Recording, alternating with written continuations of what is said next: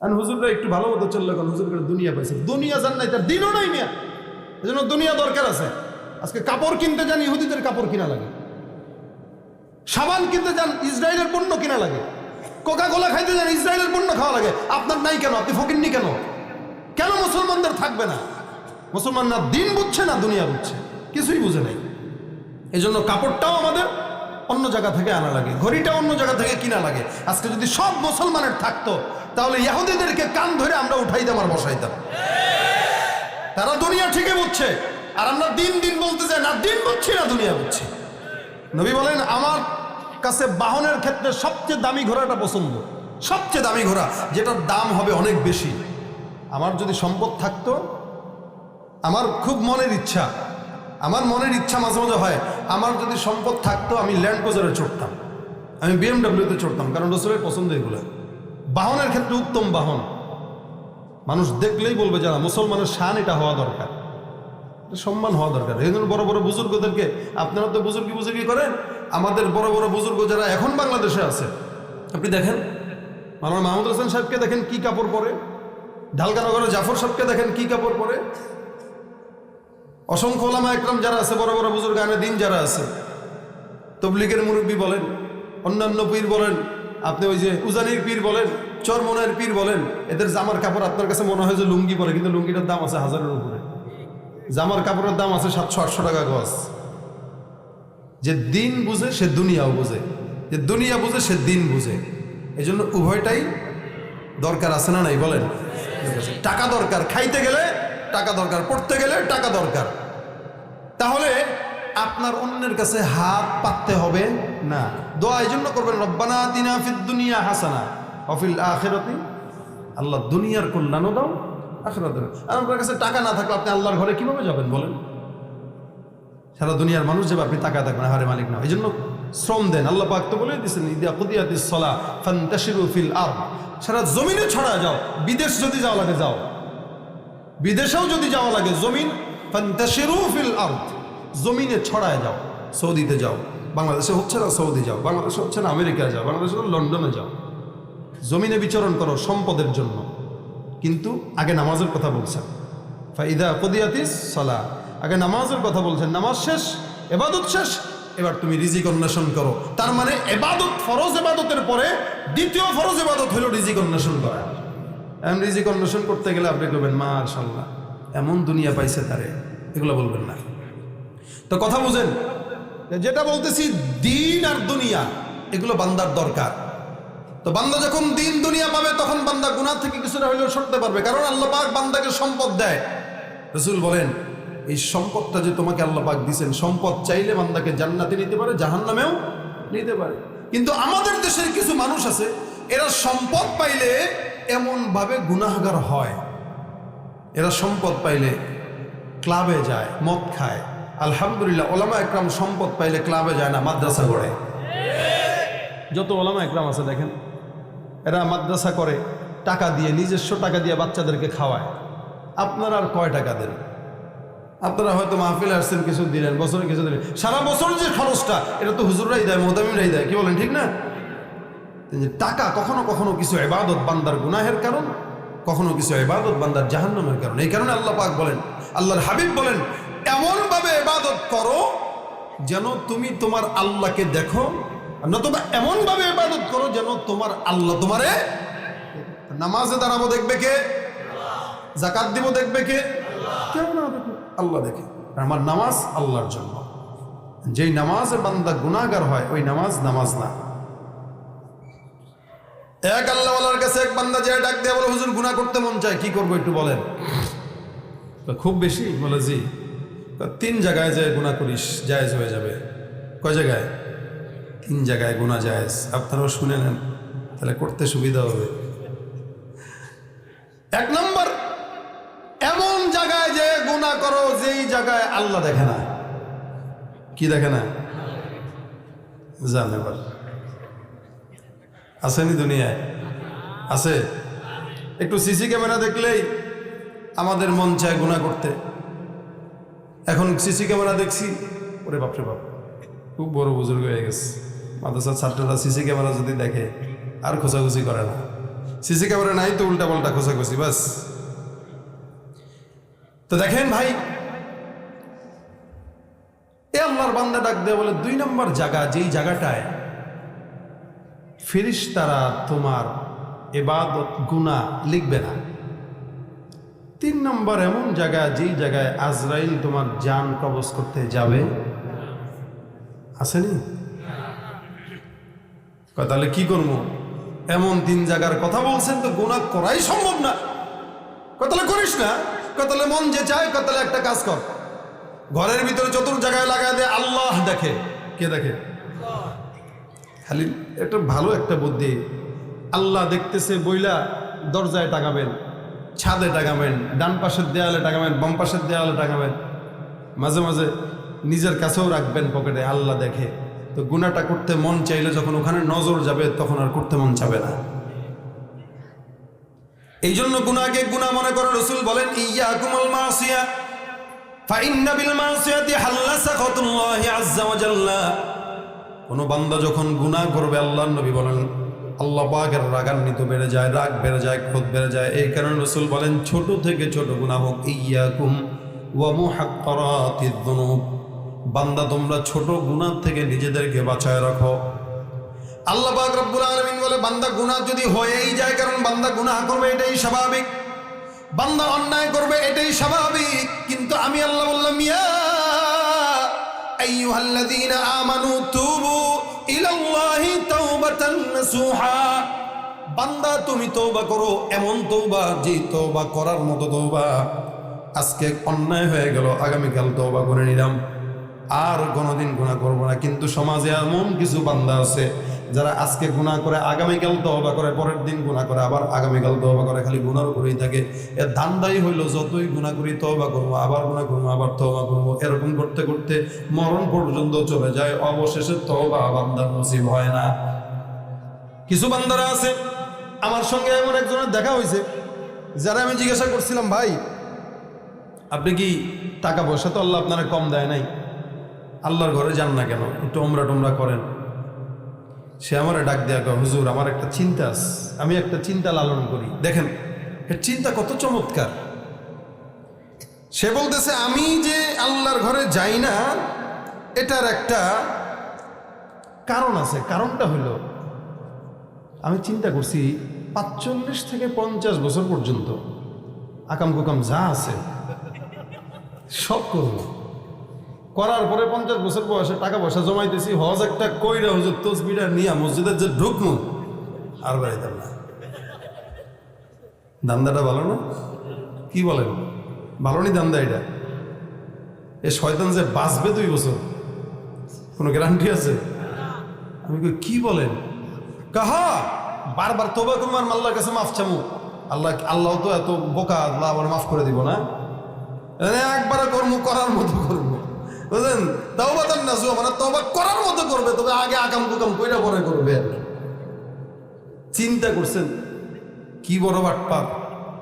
মানে আপনারা এখানে কেউ আছেন নাকি? যুবকরা তো এই নিয়তি করে যে হুজুর এই বয়সে একটু উল্টা পাল্টা হয়, বিয়ে শাদী করলে ভালো হয়ে যাবে। এই জন্য সে আকাম করার জন্য বিয়ে করে না 35 বছর পর্যন্ত। ঠিক নেই?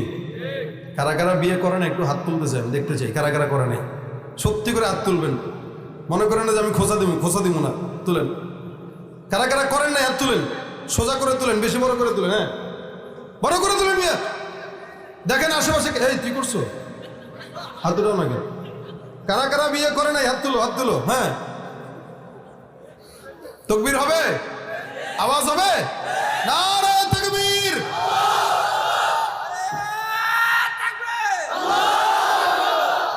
মাশাআল্লাহ। বিয়ে করবেন, আল্লাহ পাক ধনী বানায় দিবি। তো এক সাহাবী এরকম আল্লাহর নবীর কাছে গেছে, যায় কয় হুজুর সংসারে বরকত নাই, টাকা পয়সা নাই। রাসূল বলেন বিয়ে করো। সত্যি? হ্যাঁ যাও। তো বিয়ে করছে। রাসূল সাল্লাল্লাহু আলাইহি ওয়াসাল্লামের আদেশে বিয়ে করার পরে মোটামুটি এখন খাইতে পিটতে একটু কষ্ট হয়ে যেতেছে। তো হুজুর আগে তো একা ছিলাম, খাই বা না খাই একটা হিসাব, বউ একটারে নিয়ে আসছে, এখন তো এটারও খাওয়াইতে পারি না, আমিও খাইতে পারি না। রাসূল আরেকটা বিয়ে কর, কাম হয়েছে না এবার। রাসূল সাল্লাল্লাহু আলাইহি ওয়াসাল্লাম বললেন আরেকটা বিয়ে করে, এবার আরেকটা করলেন। এবার দ্বিতীয় বিয়ে করার পরে হুজুর জিন্দেগি শেষ, দুইটা বউরে কেমনে পালি? আর আমাদের দেশের পোলাপাইন মাছ নার কথা শুনে লাভ দিয়ে উঠে, পুরো হুজুর দুইটা বিয়ে যদি করতে পারতাম, হ্যাঁ একটা বউ পালতে পারে না বা দুইটা। রাসূল সাল্লাল্লাহু আলাইহি ওয়াসাল্লামের কাছে দ্বিতীয় বিয়ে করার পর আবার এসে কয় তিনটা, হুজুর অবস্থা খারাপ, আগের মতো আগে একজন খানা একা খাইতাম, এখন ওইটারে তিনজন মিলে ভাগ করে খায়। রাসূল কয় তাহলে আরেকটা করো। আপনারা হাসতেছেন? দেখেন আল্লাহ রাসূল সাল্লাল্লাহু আলাইহি ওয়াসাল্লামের আদেশ যেটা, এটা অবশ্যই বুঝেছি নেই হয় না। 3 নাম্বার বিয়ে করছেন, করতে করতে 4টা, চতুর্থ যখন আদেশ দেয় সাহাবী কয় হুজুর আপনি কি আবার আমার সাথে মজা করতেছেন না তো? অন্য গরিব মানুষ। রাসূল বলে আরে বেটা আমি বলছি তুই কর, কারণ বিবাহ এমন জিনিস আল্লাহ পাক করবি, তুই বরকত দিয়ে দিবে আল্লাহ। ইয়াকুনু ফুকারা ইউগনিহিমুল্লাহু মিন ফাদলি, গরিব থাকবে তো আল্লাহ কি বানাবে? ধনী বানায় দিবে।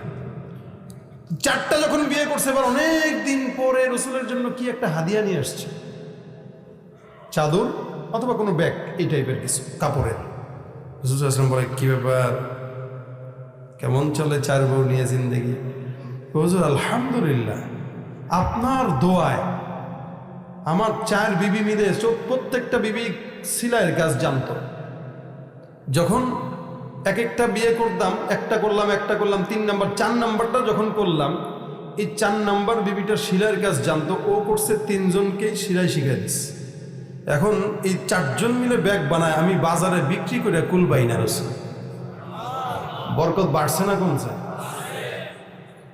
আপনারা আবার বরকত বাড়ানোর জন্য একাধিক করেন না, একটাই করেন। কারণ আমাদের যে ইনসাফ, ওরে বাপরে বাপ, নিজের ঘরের বললোকে কোনোদিন মহব্বত নিয়ে প্রেম নিয়ে কথা বলে না।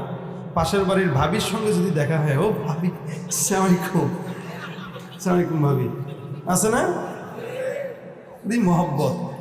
বোর সঙ্গে মহব্বত নাই, কাজের বেড়িয়ে দেখলে এরে সকিনা রে, হয় কি হয় না? ঢাকা শহরে অসংখ্য আছে, ঘরের বউরে বাদ দিয়া কাজের বেড়ির লগে ভাগে, যেটা দাঁত ফাঁকা, কথা বলতে গেলে সেভবে না, গন্ধ, গোসল করে না, এটারে মহব্বত। এটা কয় আপনি কি পাইছেন আমার ভিতরে? তোর ভিতরেই তো সব, আমার চোখ যদি তোর চোখে দেখতে রে জরি না। শয়তান এমন ভাবে ওসওয়াসা দেয় বান্দারে, সারা দুনিয়ার মানুষরা যদি তার কাছে দেওয়া হয়, দেখবেন সে আরেকটা কাইল্লা যেটা লেলা ন্যাংরা, এটারে পাইলেও কবে আমার এটারে ভালো লাগে। এই জন্য আমাদের বর্তমান জামানায় একাধিক বিয়ের চাইতে ইনসাফ হলো একটাই রাখা, কারণ একটার সঙ্গে আগে হক আদায় করে চলেন। যারা করেন নাই একটাও নিয়োগ করেন, শীতকাল চলে আসছে নাকি? বিয়ে শাদী করবেন, জেনা ব্যভিচার কমবে, ঠিক আছে? বিয়ে শাদী করবেন, গুনাহ থেকে বাঁচা যাবে, ঠিক আছে? বিয়ে করবেন, যত সহজ হবে বিয়ে তত জেনা কঠিন হবে, বিয়ে যত কঠিন হবে জেনা তত বাড়বে। কথা বোঝেন না আপনারা? এই জন্য সময় মতো বিয়ে করবেন, বরকত দিবেন আল্লাহ, তাহলে গুনাহ মুক্ত জিন্দেগি হবে। তো আমি বলতেছি যেটা, দেখেন অনেকের ধারণা থাকে যে বিয়ের আগ পর্যন্ত উল্টাপাল্টা করি, যার বউ নাই তার তো বউর অভাব নাই, অনেকটা বিভিন্ন জায়গায় তার ডেটিং, আর রাস্তাঘাটে গালা ধরে হাঁটবে, হুন্ডার পিছনে নিয়ে ঘুরবে। এলাকার মুরব্বী যদি ডাক দিয়ে বলে কিরে তুই কার ভূত, আমনে মিয়া আমাদের পার্সোনাল বিষয়ে চোখ দিচ্ছেন, হ্যাঁ তুই আকাম করতে দোষ হয় না, আমি দেখলে দোষ আছে না নাই? এই জামানার মানুষগুলোর মানুষ নাহি বলে, এই জামানায় মানুষগুলোর মানুষ নাহি বলে, গরু ঘোড়া হার মানাইয়া, গরু ঘোড়া হার মানাইয়া হায়নার মতো চলে, আমি কেন আইলাম রে এই জামানাতে মাওলা, কেন আইলাম রে? ঠিক না? ঘাটে চলে ওরা গলা গলি ধরে, আছে না নাই? অবশ্য এখন একটু ব্যতিক্রম দৃশ্য দেখা যায়, আগে দেখতাম মেয়েরা পিছনে, এখন মেয়েরা চালায়, পুরুষ পিছনে বসে। পথে ঘাটে চলে ওরা গলা গলি ধরে, দেখলে ওদের চলা ফেরা মাথায় আমার ঘুরে, আমি কেন আইলাম রে এই জামানাতে মাওলা, কেন আইলাম রে। ঠিক না বেঠিক? গুনাহ থেকে বাঁচতে হবে না? হবে না?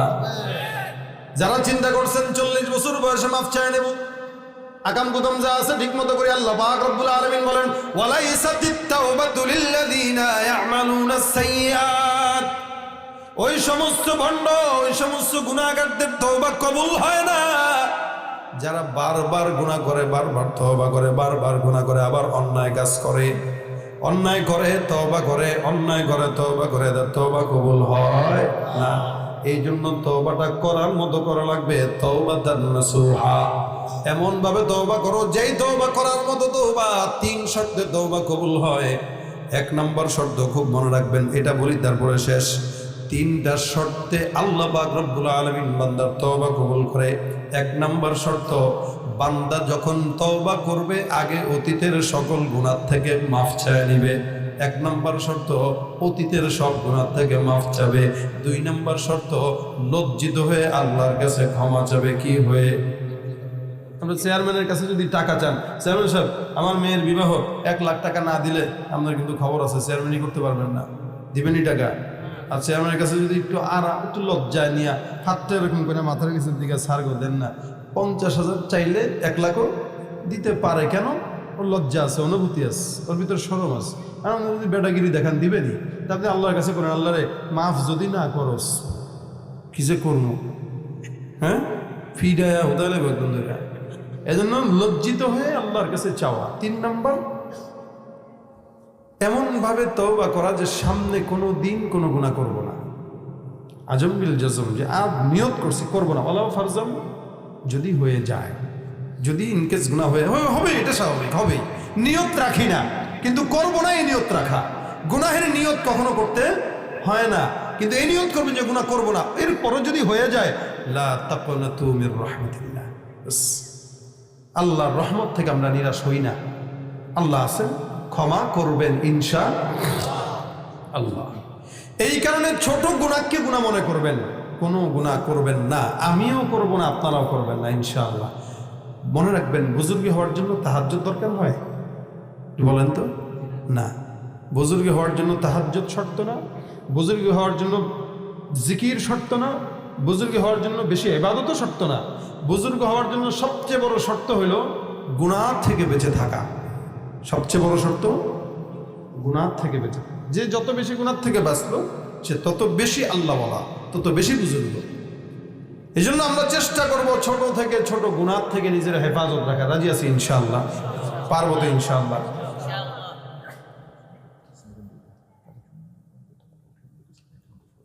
এরপরে যদি হয়ে যায় একটা ছোট্ট আমল, এটা আমি সহ আপনারাও করবেন। সেটা কি? আস্তাগফিরুল্লাহ। আল্লাহ পাক নিজে রাসূলকে বলেছেন ফাসাব্বিহ বিহামদি রাব্বিকা আস্তাগফির। তার মানে নবী কি গুনাহগার? নবীকে আদেশ দেওয়া মানে গোটা উম্মতকে আদেশ দেওয়া। এই জন্য তাগিদের জন্য আল্লাহ পাক রাসূলকে আদেশ দেন যে আপনি করবেন যেটা, এটা তো উম্মতের করাই লাগবে। এই জন্য রাসূল বলেন আমি প্রতিনিয়ত আল্লাহ পাকের আদেশ পালনের জন্য 100 বার ইস্তেগফার করতাম। সুবহানাল্লাহ। রাসূল যদি 100 বার পড়ে, আমাদের তো 1 কোটি বার পড়া দরকার। গুনাহ হচ্ছে, প্রতিদিন হিসাব রাখেন, হাসিবু ক্বাবলা আন তুহাসাবু। নিজের হিসাব নিকাশ কবরের হিসাব নেওয়ার আগেই নেন।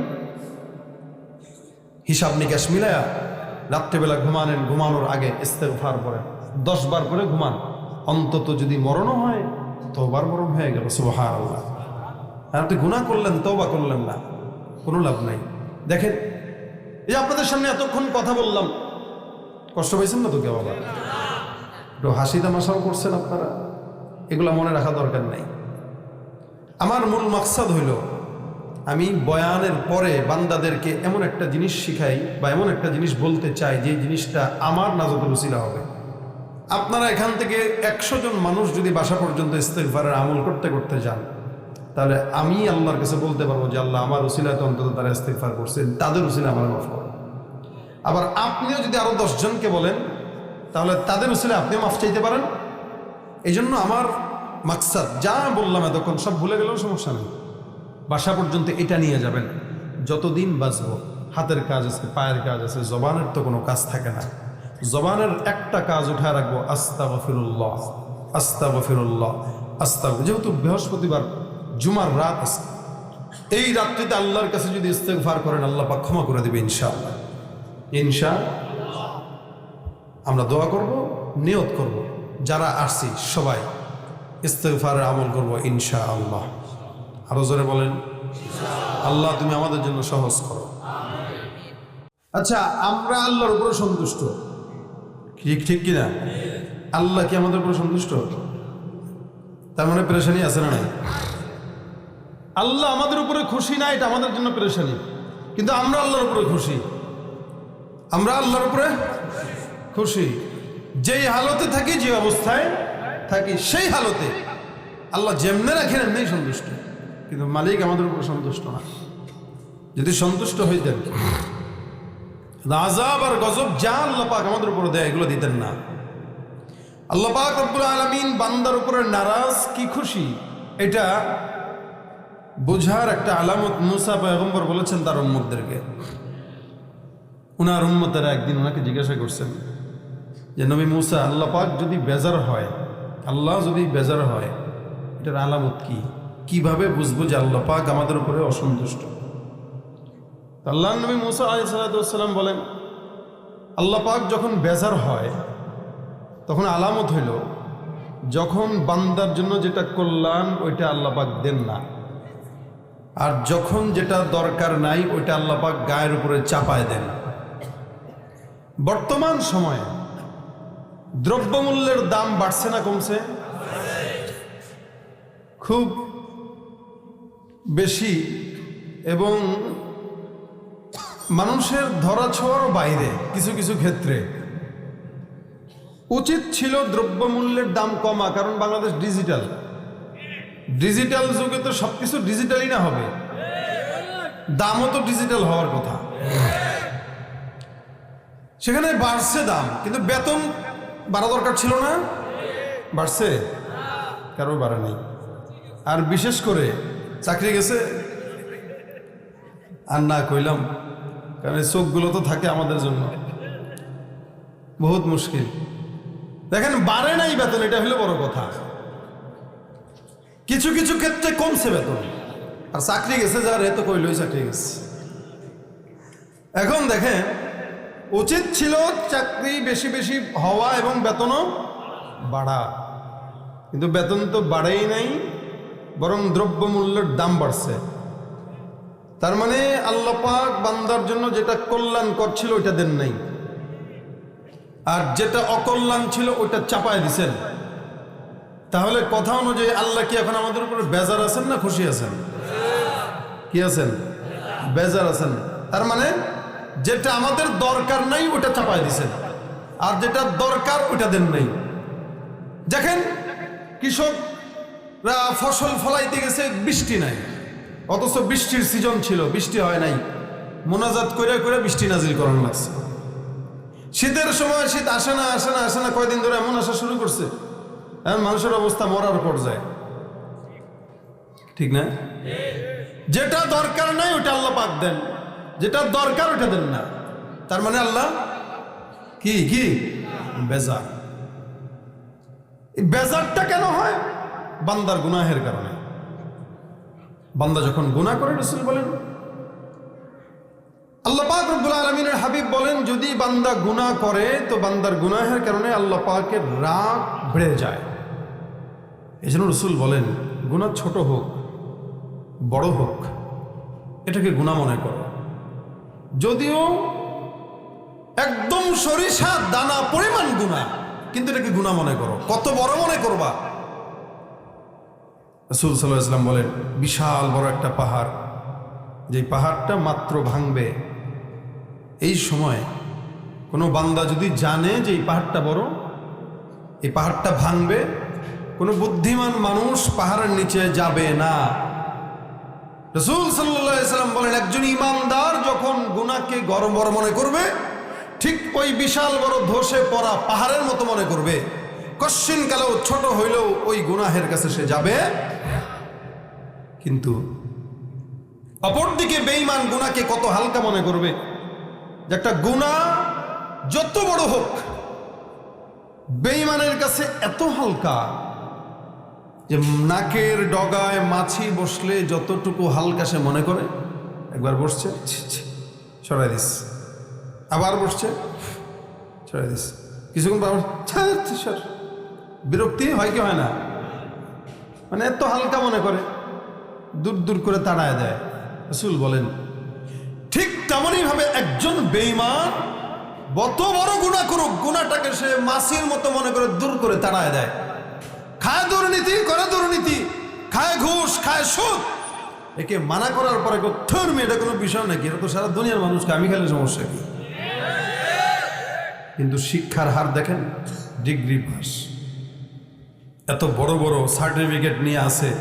এই সার্টিফিকেট আপনার 10 জন্মে আপনি দেখেন নাই। এত বড় সার্টিফিকেট গলায় ঝুলে আসে, মানুষের বাচ্চা হইতে পারে নাই, জানোয়ারের বাচ্চা হয়ে গেছে। যার কারণে এই জানোয়ারকে দিয়া দ্বীনের কোনো খেদমত তো দূর কি বাদ, দুনিয়ারও খেদমত হয় না। জানোয়ার, হায়াওয়ান, না না না, হায়াওয়ানের চাইতেও খারাপ, জানোয়ারের চাইতেও নিকৃষ্ট, কুকুরের চাইতেও খারাপ। আমরা একজন আরেকজনকে কুকুর বলে গালি দেই, কিছু থেকে কিছু হলে। কুকুর যদি কথা বলতে পারতো, আমাদেরকে বলতে পারতো তুই তো আমার চেয়েও খারাপ বেটা, তুই আমারও দিয়ে গালি দিস কেন? আমি কি করছি? তোর মতো দুর্নীতি আমি করছি? কুকুর করছে দুর্নীতি? চান্দাবাজি করছে? আরেকজনের বউ নিয়ে ভাগছে? আরেকজনের বউর দিকে তাকাইছে? আরেকজনের জায়গা জমি মারছে? করে নাই। মারছে, মারছে মানুষ, গুনাহ করে মানুষ, আকাম করে মানুষ, অন্যায় করে মানুষ, আর গালি দেয় কুত্তা। এটা হয়? সব আকামে আমরাই করলাম। আমরা কুকুরকে খারাপ বানাই কেন? কুকুরকে খারাপ বানাই, বানানোর দরকার ছিল, গালি যদি দেওয়া দরকার হয় এমনি দর ছিল, এই অমানুষের বাচ্চা, এটা বলে গালি দেওয়া দরকার ছিল। কিন্তু আমরা কুকুর বলি, হায়াওয়ান বলি। কিন্তু আল্লাহ বলেন তুই তো বেটা কুকুরের নাম দিয়ে গালি দিস, কিন্তু তুই তো কুকুরের চাইতেও খারাপ, কিন্তু হায়াওয়ানের চাইতেও খারাপ। কেন খারাপ? তোর অন্যায় তো তোর দিলের ভিতরে এমন ভাবে বসছে যে তুই এখন কুত্তার চাইতে খারাপ হচ্ছিস। কুত্তা যেগুলো করে না এগুলো তুই করস। কখনো কখনো আল্লাহ পাক বলেন উলাইকা কাল আনআম, আবার কখনো বলেন ওয়ালাকাদ কাররামনা বানি আদম। এক জায়গায় বলতেছেন বনি আদমকে সম্মানিত করলাম, আরেক জায়গায় বলতেছেন না না না, এগুলো কুকুরের চাইতে খারাপ, হায়াওয়ানের চাইতে খারাপ। কেন খারাপ বলছে? কারণ সমাজে এমন এমন অন্যায় চলে, আজকে বাপ পর্যন্ত মেয়ের সঙ্গে জেনা করতেছে বর্তমান জামানায়। আরে এটা তো কুকুরের করার কথা। কুকুর যেটা করে সন্তানের সঙ্গে জেনা করে, হায়াওয়ান জানোয়ার সন্তানের সঙ্গে জেনা করে, কারণ তাদের বাপ বিচার নাই। সেই কাজটা যদি কোনো মানুষের বাচ্চা করে তাহলে সে কুকুরের মতোই তো হয়ে গেল।